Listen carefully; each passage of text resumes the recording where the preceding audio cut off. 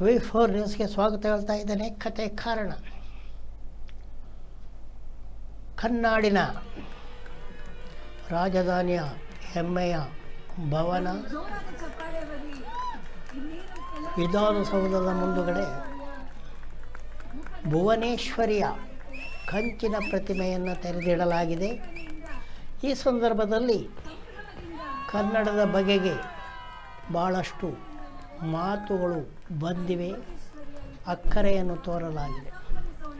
ಸಿರಿಗನ್ನಡಂ ಗೆಲ್ಗೆ, ಸಿರಿಗನ್ನಡಂ ಬಾಳ್ಗೆ ಎನ್ನುವಂಥ ಅಚ್ಚ ಕನ್ನಡದ ಶಬ್ದಗಳೆಲ್ಲ, ನುಡಿಗಳೆಲ್ಲ ಪದನೆರಕೆಯಿಂದ ಮರೆಯಾಗಿ ಕನ್ನಡವನ್ನು ಅಮುಕುವ ನುಡಿಗಳು ಎಲ್ಲ ಕಡೆ ಮೇಲ್ಗಡೆ ಬರ್ತಾ ಇದ್ದಾವೆ. ಭುವನೇಶ್ವರಿ ಎನ್ನುವಂಥ ನುಡಿ ಕೂಡ ಕನ್ನಡ ಅಲ್ಲ. ಅದು ಭುವನ ಅಂತೇಳಿದರೆ ಈ ಯೂನಿವರ್ಸ್, ಈಶ್ವರಿ ಅಂತೇಳಿದರೆ ದೇವಿ ಅಂತ ಅರ್ಥ. ಅದರಿಂದ ಕನ್ನಡ ತಾಯಿಯ ಮೂರ್ತಿಯನ್ನು ತಾಯಿ ದೇವಿ ಅಂತ ಅಷ್ಟೇ ಕರೆದರೆ ಸಾಕಾಗ್ತಾ ಇತ್ತೇನೋ. ಇದು ಕನ್ನಡದ ದೊಡ್ಡ ದುರಂತ ಅಂತ ಏನಂತೇಳಿದರೆ, ಇಲ್ಲಿಯ ಕನ್ನಡ ಭಾಷೆಯಲ್ಲಿರುವಂಥ ನುಡಿಗಳನ್ನು ಬಳಸದಿರುವ ದೊಡ್ಡ ಚೋರರೇ ಕನ್ನಡ ಸಾಹಿತ್ಯದಲ್ಲಿ ತುಂಬಿರುವಂಥದ್ದು. ಇರುವ ಕನ್ನಡ ನುಡಿಗಳನ್ನು ಬಳಸದೆ ವಂಚನೆ ಮಾಡುವವರನ್ನು ಕನ್ನಡ ಕಟ್ಟಾಳುಗಳು, ಕನ್ನಡ ಲೇಖಕರು, ಕನ್ನಡ ಪತ್ರಕರ್ತರಂತ ಹೇಗೆ ಹೇಳೋದು? ಇಲ್ಲದೇ ಇದ್ದರೆ ಬೇಡ. ಇವಾಗ ಬಸ್ ಅನ್ನೋದಕ್ಕೆ ಕನ್ನಡದಲ್ಲಿ ಶಬ್ದ ಇಲ್ಲ. ಬಸ್ ಅನ್ನುವಂಥದ್ದು ಫ್ರೆಂಚ್ ಭಾಷೆಯಿಂದ ಇಂಗ್ಲೀಷಿಗೆ ಬಂದು ಕನ್ನಡಕ್ಕೆ ಬಂದಿದೆ. ಅದನ್ನು ತದ್ಭವವಾಗಿ ಬಸ್ಸು ಅಂತ ನಾವು ಮಾಡ್ಕೊಂಡಿದ್ದೇವೆ. ಇಂಥವು ಎಷ್ಟೋ ಇರ್ತವೆ.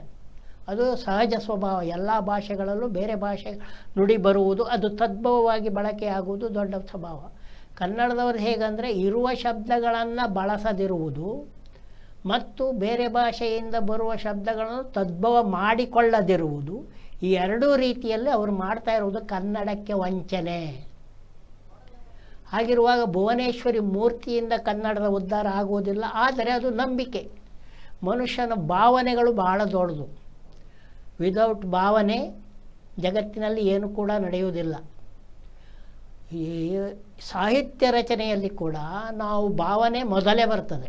ಭಾವನೆ ಬಂದ ಮೇಲೇ ಸಾಹಿತ್ಯದಲ್ಲಿ ಕಲ್ಪನೆ ಇರ್ಬೋದು, ಬೌದ್ಧಿಕತೆ ಇರ್ಬೋದು, ಶೈಲಿ ಇರ್ಬೋದು, ಆಮೇಲೆ ಬರೋದು. ಹಾಗಾಗಿ ಭಾವನೆ ಭಾಳ ಮುಖ್ಯ. ಕನ್ನಡಿಗರ ಭಾವನೆ ಭುವನೇಶ್ವರಿ ಆಗಿದ್ದರೆ ಅದರಲ್ಲಿ ತಪ್ಪೇನಿಲ್ಲ. ಆದರೆ ಕನ್ನಡದ ಸ್ವಂತಿಕೆಯ ಬಗ್ಗೆ ಸ್ವಲ್ಪವಾದರೂ ಆಲೋಚನೆ ಮಾಡದಿದ್ದರೆ ಕನ್ನಡದ ಬಗ್ಗೆ ಮಾತಾಡಿ ಏನು ಪ್ರಯೋಜನ ಇಲ್ಲ ಅಂತ ಈ ಸಂದರ್ಭದಲ್ಲಿ ಹೇಳ್ಬೋದು. ವಕ್ಫ್ ಬಗೆಗೆ, ವಕ್ಫ್ ಜಮೀನಿನ ಬಗೆಗೆ ಕೇಂದ್ರ ಸರ್ಕಾರವು ಕಾಯ್ದೆಯನ್ನು ತಂದಿರೋದು ನಮಗೆ ಗೊತ್ತೇ ಇದೆ. ಕಣ್ಣೊರೆಸುವ ತಂತ್ರ ಎನ್ನುವಂತೆ ಅದಕ್ಕೆ ಒಂದು JPC ಜಂಟಿ ಸಂಸದೀಯ ಸಮಿತಿಯನ್ನು ಕೂಡ ರಚಿಸಲಾಗಿತ್ತು. ಜಂಟಿ ಸಂಸದೀಯ ಸಮಿತಿಯು ವಕ್ಫ್ ಕಾಯ್ದೆಯನ್ನು ಪರಿಶೀಲಿಸಿ ಸಲಹೆಗಳನ್ನು ನೀಡಬೇಕು ಅಂತ ಹೇಳಲಾಗಿತ್ತು. ಆದರೆ ಏನು ಆಗಿದ್ದೇನು, ಹೆಸರಿಗೆ ಜಂಟಿ ಸಂಸದೀಯ ಸಮಿತಿ, ಅದು ವಕ್ಫ್ ಕಾಯ್ದೆಯನ್ನು ಪರಿಶೀಲಿಸಿ ಏನು ಮಾಡ್ತು, ಪ್ರತಿಪಕ್ಷಗಳ 10 ಜನರನ್ನು ಹೊರಗೆ ಹಾಕಿಬಿಟ್ಟು NDA ಅಂಗಪಕ್ಷಗಳು, ಮುಖ್ಯವಾಗಿ BJP ತೀರ್ಮಾನವನ್ನು ತೆಗೆದುಕೊಂಡಿದೆ. ಇವಾಗ ವಕ್ಫ್ ಕಾಯ್ದೆಯ ಬಗೆಗೆ JPCಯ ವರದಿ ಹೊರಗೆ ಬಂದಿದೆ. ಏನು ಹೇಳಿದೆ ಅದು? 14 ಮಾತುಗಳನ್ನು ಆ ವಿಷಯದಲ್ಲಿ ಹೇಳಿದೆ. 14 ಸಲಹೆಗಳು ಯಾರ್ದಪ್ಪ? ಒಂದು ಕೂಡ ಇಂಡಿಯಾ ಮೈತ್ರಿಕೂಟದವ್ರದ್ದಿಲ್ಲ, ಕಾಂಗ್ರೆಸ್ದಿಲ್ಲ, ತೃಣಮೂಲ ಕಾಂಗ್ರೆಸ್ದಿಲ್ಲ, DMKದಿಲ್ಲ, ಯಾವುದೇ ಪ್ರತಿಪಕ್ಷದ್ದು ಯಾವುದೇ ಇಲ್ಲ. 14 ವಕ್ಫ್ ಬಗೆಗೆ 14 ಸಲಹೆಗಳು ಕೂಡ BJP ಮತ್ತು ಅದರ ಮೈತ್ರಿ ಪಕ್ಷಗಳಿಂದ ಬಂದಿರುವಂಥದ್ದು. ಅಂದರೆ ಈ ಸಂಸದೀಯ ಸಮಿತಿ ರಚಿಸಿ ಏನು ಪ್ರಯೋಜನ? ಬರೀ ಡೋಂಗಿ ಮಾಡಲಿಕ್ಕೆ ಈ JPC ಜಾಯಿಂಟ್ ಪಾರ್ಲಿಮೆಂಟ್ರಿ ಸಮಿತಿ ರಚಿಸಲಾಯಿತು ಅಂತ ಹೇಳುವಂಥ ಪ್ರಶ್ನೆ ಖಂಡಿತವಾಗಿ ನಮ್ಮ ಎದುರು ಬರ್ತದೆ. ಇವಾಗ ಕಿಸ್ಕೊಂಡಿರೋದು ಏನಪ್ಪ ಅಂತೇಳಿದರೆ, ಒಟ್ಟು ವಕ್ಫ್ ಮಂಡಳಿಯಲ್ಲಿ ಆದಷ್ಟು ಹಿಂದೂಗಳನ್ನು, ವಕ್ಫ್ ಸಮಿತಿಗಳಲ್ಲಿ ಆದಷ್ಟು ಸಂಘ ಪರಿವಾರದವನ್ನು, BJPಯವರನ್ನು ಸೇರಿಸಬೇಕು ಅನ್ನುವುದಂತೆ ಒಂದು ಉದ್ದೇಶದ ಹೊರತಾಗಿ ಬೇರೆ ಯಾವ ಉದ್ದೇಶ ಕೂಡ ವಕ್ಫ್ ಕಾಯ್ದೆಯಲ್ಲಿ ಕಂಡುಬರುತ್ತಲಿಲ್ಲ. ಹಾಗಾಗಿ ವಕ್ಫ್ನವರು ಯಾವ ರೀತಿ ಈ ಬಗೆಗೆ ಪ್ರತಿಕ್ರಿಯಿಸುತ್ತಾರೆ ಅಥವಾ ಮುಂದೆ ಕೋರ್ಟು ಈ ವಿಷಯದಲ್ಲಿ ಯಾವ ರೀತಿ ನಡೆದುಕೊಳ್ಳುತ್ತದೆ ಎನ್ನುವುದರ ಮೇಲೆ ಇದಿರ್ತದೆ. ಅದನ್ನು ಬಿಟ್ಟರೆ ವಕ್ಫ್ ಜಂಟಿ ಸಂಸದೀಯ ಸಮಿತಿ ರಚನೆ ಒಂದು ದೊಡ್ಡ ಡೋಂಗಿ ಬಾಜಿ ನಾಟಕ ನಡೆದು ಮುಗಿದಿದೆ ಅಂತ ಹೇಳಬಹುದು. ಇನ್ನು ಅಮೆರಿಕ ಸಂಯುಕ್ತ ಸಂಸ್ಥಾನದಲ್ಲಿ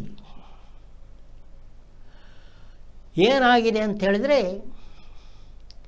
ಅಕ್ರಮವಾಗಿ ನೆಲೆಸಿರುವವರು, ಬೇರೆ ಕಡೆಯಿಂದ ಬಂದು ನೆಲೆಸಿರುವವರನ್ನು ಈವಾಗಲೇ 2,000 ಜನರನ್ನು ಹೊಸ ಅಧ್ಯಕ್ಷರಾದ ಟ್ರಂಪ್ ಅವರ ಆಜ್ಞೆಯಂತೆ ಕಸ್ಟಮ್ಸ್ ಇಲಾಖೆಯವರು ಪೊಲೀಸರ ಜೊತೆಗೆ ಸೇರಿಕೊಂಡು ಈಗಾಗಲೇ 2,000 ಜನರನ್ನು ಬಂಧಿಸಿ ಮಿಲಿಟರಿ ವಿಮಾನದಿಂದ ಅವರವರ ದೇಶಗಳಿಗೆ ಕಳಿಸಲಾಗಿದೆ.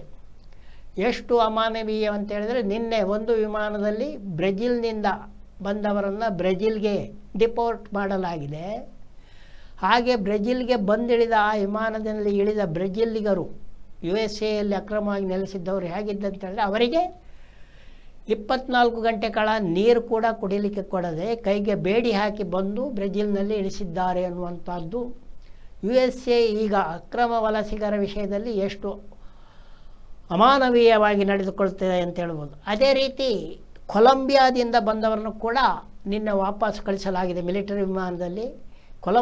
ಕೊಲಂಬಿಯಾದಿಂದ ಬಂದು USA ನೆಲೆಸಿದ್ದವರನ್ನು ನಿನ್ನೆ ವಿಮಾನದಲ್ಲಿ ಕಳಿಸಿದಾಗ ಮೊದಲು ಕೊಲಂಬಿಯಾ ಸರ್ಕಾರವು ಆ ವಿಮಾನವನ್ನು ಇಳಿಯಲಿಕ್ಕೆ ಅವಕಾಶ ಕೊಡಲಿಲ್ಲ.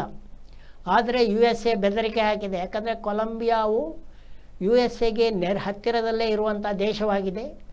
ಹಾಗೂ ಹತ್ತಿರದಲ್ಲೇ ಇರುವಂಥ ದೇಶವು ಹೆಚ್ಚಿನ ನಿಮ್ಮ ಸರಕಿಗೆ ಬಹು ತೆರಿಗೆ ಹಾಕುವುದಾಗಿ ಬೆದರಿಸಿದ ಮೇಲೆ ಕೊಲಂಬಿಯಾ ವಿಮಾನವನ್ನು ಇಳಿಯಲಿಕ್ಕೆ ಬಿಟ್ಟಿದೆ. ಅವರ ದೇಶದ ಡಿಫಾಲ್ಟ್ ಆಗಿ ಬಂದವರನ್ನು ತನ್ನ ದೇಶದಲ್ಲಿ ಇಳಿಸಿಕೊಂಡಿದೆ.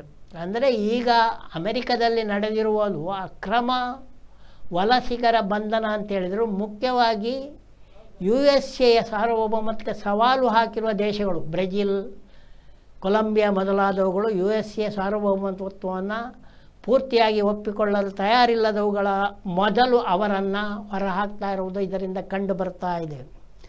ಇನ್ನು ಟ್ರಂಪ್ ಸಾಹೇಬರು ಇನ್ನೊಂದು ಇದಕ್ಕೆ ಕೂಡ ಸಹಿ ಮಾಡಿದ್ದಾರೆ. ಇನ್ನೊಂದು ಪ್ರಪೋಷನ್ ಏನಿದೆ ಅಂದರೆ, USA ಇನ್ನು ಮೇಲೆ ವಿದೇಶಗಳಿಗೆ ನೆರವು ನೀಡುವುದಿಲ್ಲ. ಹಿಂದೆ ಈ ಬಗೆಗೆ USA ಹೇಳಿತ್ತು, ಚೀನಾದಂಥ ಮುಂದುವರಿದ ದೇಶಗಳನ್ನು ಇನ್ನೂ ಅಭಿವೃದ್ಧಿಶೀಲ ಅಂತ ಇಟ್ಕೊಂಡಿದ್ದೀರಾ, ಅಭಿವೃದ್ಧಿಶೀಲ ದೇಶಗಳಿಗೆ ಮುಂದುವರಿದ ದೇಶಗಳು ದೇಣಿಗೆ ಕೊಡುವುದು ನಡೆದು ಬರ್ತಾ ಇದೆ. ಭಾರತ ಕೂಡ ಇನ್ನು ಅಭಿವೃದ್ಧಿಶೀಲ ಅಂತ ಹೇಳಿದರೆ ಅಲ್ಲಿ ನೋಡಿದರೆ ಬೇಕಾದಷ್ಟು ಜನ ಬಿಲಿಯನೇರ್ಗಳಿದ್ದಾರೆ. ಬಿಲಿಯನೇರ್ಗಳು ಬಡವರು ಇರ್ಬೋದು, ಆದರೆ ಬಿಲಿಯನೇರ್ಗಳು ಬಡವರ ಬಗ್ಗೆ ಎಷ್ಟು ತಿಂತಾ ಇರ್ತಾರೆ. ಹಾಗಾಗಿ ಈ ದೇಶಗಳಿಗೆಲ್ಲ ಅಮೆರಿಕ ಇನ್ನು ಮೇಲೆ ದೇಣಿಗೆ ಅಂತ ಕೊಡುವುದಿಲ್ಲ, ಕೊಟ್ಟರೆ ಸಾಲ ಕೊಡ್ಬೋದು ಅಷ್ಟೇ. ಟ್ರಂಪ್ ಅವರು ಇವಾಗ ಇದಕ್ಕೆ ಕೂಡ ನಿಯಮಾವಳಿಗೆ ಕೂಡ ಸಹಿ ಮಾಡಿದ್ದು, ಇನ್ನು ಮೇಲೆ ಅಮೆರಿಕ ಸಂಯುಕ್ತ ಸಂಸ್ಥಾನವು ಯಾವುದೇ ದೇಶಕ್ಕೆ ಪ್ರತ್ಯೇಕವಾಗಿ ದೇಣಿಗೆಯನ್ನು ಕೊಡುವುದಿಲ್ಲ ಅನ್ನುವಂಥ ತೀರ್ಮಾನವನ್ನು ಇವಾಗ ಕೈಗೊಂಡಿದೆ. ಇದು ಒಂದು ರೀತಿಯಲ್ಲಿ ಅಭಿವೃದ್ಧಿಶೀಲ ಮತ್ತು ಅಭಿವೃದ್ಧಿ ಹೊಂದಿದ ದೇಶಗಳ ನಡುವಿನ ಯುದ್ಧಕ್ಕೆ ಕಾರಣ ಆಗ್ಬೋದು ಅಥವಾ ಭಿನ್ನಾಭಿಪ್ರಾಯಕ್ಕೆ ಕಾರಣ ಆಗ್ಬೋದು. ಇನ್ನು ದಿಲ್ಲಿಯಲ್ಲಿ ಗೊತ್ತೇ ಇದೆ, BJPಯವರು ಗ್ಯಾರಂಟಿಗಳ ದೊಡ್ಡ ಬಸ್ಸನ್ನು ತಂದು ನಿಲ್ಲಿಸಿದ ಮೇಲೆ ಅನಿವಾರ್ಯವಾಗಿ ಕಾಂಗ್ರೆಸ್ ಮತ್ತು ಆಮ್ ಆದ್ಮಿ ಪಕ್ಷಗಳು ಕೂಡ ಇನ್ನೂ ಅಷ್ಟು ಗ್ಯಾರಂಟಿಗಳನ್ನು ಕೊಡಬೇಕಾಗಿದೆ. ಹಿಂದೆಯೇ ಸಾಕಷ್ಟು ಗ್ಯಾರಂಟಿಗಳನ್ನು ಘೋಷಿಸಿದ್ದ ಆಮ್ ಆದ್ಮಿ ಪಕ್ಷದವರು ಇವಾಗ ಇನ್ನಷ್ಟು ಗ್ಯಾರಂಟಿಗಳನ್ನು ಹೇಳಿದ್ದಾರೆ. ವಿದ್ಯಾರ್ಥಿಗಳಿಗೆ ಸಂಪೂರ್ಣ ಉಚಿತ ಬಸ್ ಪ್ರಯಾಣ ಹಾಗೂ ಮೆಟ್ರೋದಲ್ಲಿ ಸಹ ಓಡಾಡುವಂಥ ವಿದ್ಯಾರ್ಥಿಗಳೇ 50% ಹಣವನ್ನು ಸರ್ಕಾರವೇ ಕೊಡುವಂಥದ್ದು. ಹಿಂದೆ ಬಾಕಿ ಇಟ್ಟಿದ್ದರೆ, ನೀರಿನ ಬಿಲ್ ಬಾಕಿ ಇಟ್ಟರೆ ಅದನ್ನು ಮಾಫಿ ಮಾಡಿ ಮುಂದೆ ಉಚಿತ ನೀರು ಪೂರೈಕೆ, ಇಂಥ ಹಲವಾರು ಉಚಿತಗಳನ್ನು ಮತ್ತೆ ಆಮ್ ಆದ್ಮಿ ಸರ್ಕಾರ ಘೋಷಿಸಿದೆ. ಮುಮ್ಮೂಲ ಸ್ಪರ್ಧೆಯಲ್ಲಿ ಕಾಂಗ್ರೆಸ್ನ ಸ್ಪರ್ಧೆ ಇತ್ತೀಚೆಗೆ ಭಾಳ ದಿಲ್ಲಿಯಲ್ಲಿ ಸ್ವಲ್ಪ ಹಿನ್ನಡೆ ಕಂಡಿದೆ. ಯಾಕಂತ ಹೇಳಿದರೆ ಅದು 2015 ಚುನಾವಣೆಯಲ್ಲಿ 25% ಕಡಿಮೆ ಮತ ಪಡೆದಿತ್ತು. 2020 ದಿಲ್ಲಿ ವಿಧಾನಸಭೆ ಚುನಾವಣೆಯಲ್ಲಿ 10-12% ಮಾತ್ರ ಮತವನ್ನು ಪಡೆದಿತ್ತು. BJPಯು 2015 ಮತ್ತು 2020 ವಿಧಾನಸಭಾ ಚುನಾವಣೆಗಳಲ್ಲಿ 35% ಆಜುಬಾಜು ಮತವನ್ನು ಪಡೆದಿತ್ತು. 2015 ಮತ್ತು 2020 ಎರಡೂ ಚುನಾವಣೆಗಳಲ್ಲಿ ಆಮ್ ಆದ್ಮಿ ಪಕ್ಷವು 55% ಮತಗಳನ್ನು ಪಡೆದಿತ್ತು. ಒಂದು ಬಾರಿ 54, ಇನ್ನೊಂದು ಬಾರಿ 54ಕ್ಕೆ ಒಂದು ಚೂರು ಕಡಿಮೆ ಮತಗಳನ್ನು ಪಡೆದಿತ್ತು. ಹಾಗಾಗಿ ಆಮ್ ಆದ್ಮಿ ಪಕ್ಷವು ಈಗಲೂ ಕೂಡ ಚಾಲಕನ ಸ್ಥಾನದಲ್ಲಿ ಇದೆ. ಆದರೆ ಮತದಾರನ ಮನಸ್ಸಿನಲ್ಲಿ ಏನಿದೆ ಎನ್ನುವುದರ ಬಗ್ಗೆ ಈಗ ಕೂಡ ಏನು ಗೊತ್ತಿಲ್ಲ. ಕಳೆದ 2 ವಿಧಾನಸಭಾ ಚುನಾವಣೆಗಳಲ್ಲಿ ಆಮ್ ಆದ್ಮಿ ಪಕ್ಷವು BJP ಮತ್ತು ಕಾಂಗ್ರೆಸ್ಗೆ 1 ಸ್ಥಾನ ಸಿಕ್ಕಿರಲಿಲ್ಲ. ಆ ವಿಧಾನಸಭೆಯಲ್ಲಿ BJPಗೆ ಸಿಕ್ಕಿದ್ದು 3 ಮತ್ತು 7, 2015ರಲ್ಲಿ 3, 2018ರಲ್ಲಿ 7, ಹಾಗಾಗಿ 20ರಲ್ಲಿ 7 ಸ್ಥಾನ. ಹಾಗಾಗಿ ಎರಡೂ ಪಕ್ಷಗಳನ್ನು ಮಖಾಡೆ ಮಲಗಿಸಿರುವಂಥ ಆಮ್ ಆದ್ಮಿ ಪಕ್ಷ ಈ ಬಾರಿ ಏನು ಮಾಡ್ತದೆ ಎನ್ನುವಂಥ ಕುತೂಹಲ ಮಾತ್ರ ಎಲ್ಲರಿಗಿದೆ. ಯಾಕಂತೇಳಿದರೆ ಬಹುಮತದಿಂದ ಆಮ್ ಆದ್ಮಿ ಪಕ್ಷ ಗೆಲ್ಲುವುದು ಅಷ್ಟೇ ಮುಖ್ಯವಲ್ಲ, ಬಹುಮತದಿಂದ ಅದು ಹಿಂದಿನ ಬಾರಿಯಂತೆ ಗೆದ್ದರೆ ಮಾತ್ರ ಅಲ್ಲಿ ಉಳಿಯುವುದು ಸಾಧ್ಯ. ಇಲ್ಲದಿದ್ದರೆ ಆ ಪಕ್ಷಕ್ಕೆ ಕೆಲವು ತೊಂದರೆಗಳು ಎದುರಾಗಬಹುದು. ಈಗಾಗಲೇ ಅಲ್ಲಿ ಆಮ್ ಆದ್ಮಿ ಪಕ್ಷ ಕೆಲಸ ಮಾಡಲಿಕ್ಕೆ ಬಿಡುವುದಿಲ್ಲ ಅನ್ನುವಂಥ ಆಪಾದನೆ ಇದೆ.